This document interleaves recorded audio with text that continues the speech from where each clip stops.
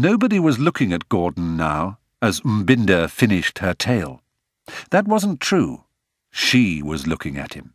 No disgust in her eyes, no flash of vengeful hatred. She just looked with a cool and steady gaze that screwed his lungs into a ball.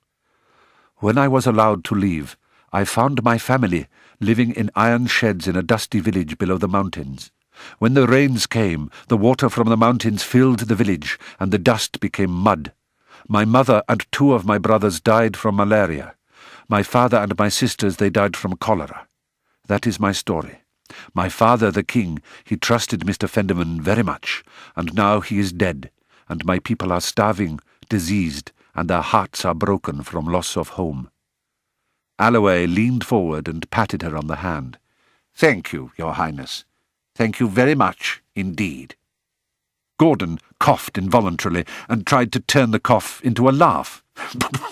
"Preposterous," he spluttered, dabbing at his face with a handkerchief. "I mean, gentlemen, please." He looked them all in the eyes, each one in turn.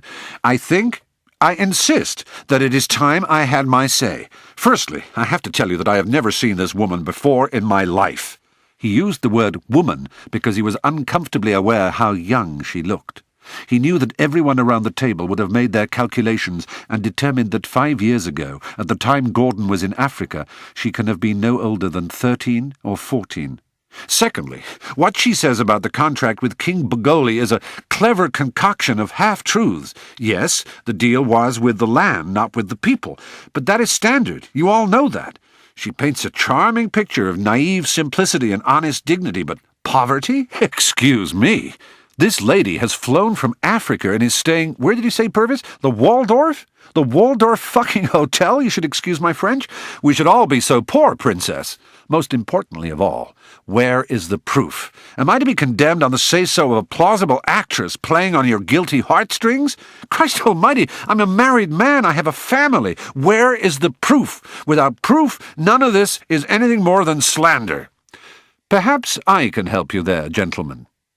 Every head turned towards the doorway, the source of the interruption. Simon Cotter strode in, smiling, and stood behind Mbinda, a hand resting on the back of her chair. Gordon blinked the sweat out of his eyes and tried to speak, but no words came. Purvis Alloway had sprung to his feet. "I don't know who let you in, Mr. Cotter, is it not? But this is a private board meeting, and I must ask you to remove yourself. If you have any submissions to make, I suggest you make them formally in writing to the chairman." "I'm not in the habit, Mr. Alloway," said Simon smoothly, "of writing to myself, formally or otherwise." "Excuse me? As of 10 o'clock this morning, I became the majority shareholder in this company. I think that gives me every right to be here." A murmur of conversation broke out, and one board member's hand inched towards his mobile phone. Alloway slapped the table. "Gentlemen, please!" He turned back to Cotter. "Is this really true?" Simon passed a piece of paper. "A record of the transaction from my broker. You may check with your own people if you prefer." No, this seems in order.